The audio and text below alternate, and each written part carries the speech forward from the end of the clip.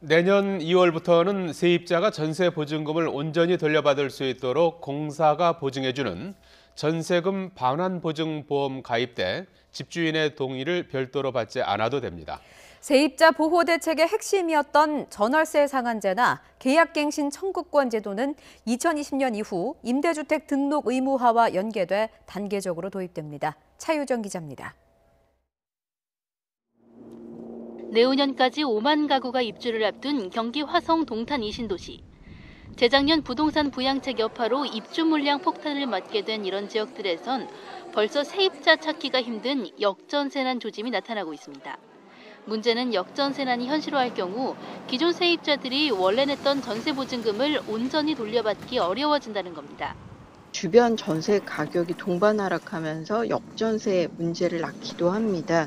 세입자 입장에서는 보증금 반환과 관련된 돌려받는 리스크가 높아질 수밖에 없는데요. 이런 세입자들을 보호하기 위해 마련된 제도가 주택도시보증공사 등이 보증료를 받고 집주인 대신 보증금을 돌려주는 전세금 반환보증보험. 하지만 이 보험은 집주인 동의가 있어야만 가입할 수 있어서 실제는 세입자들이 눈치 보느라 가입하지 못하는 경우가 많았습니다.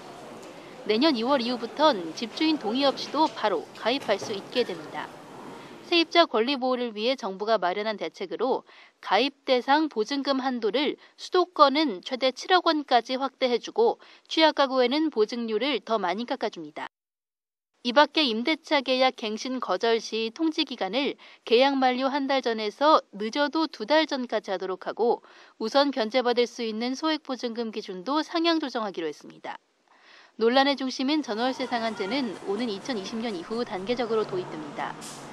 자발적인 임대주택 등록이 시원치 않으면 2020년 이후 임대주택 등록 의무화를 단계적으로 추진하고 이와 연계해 전월세 상한제와 계약갱신 청구권을 도입한다는 방침입니다.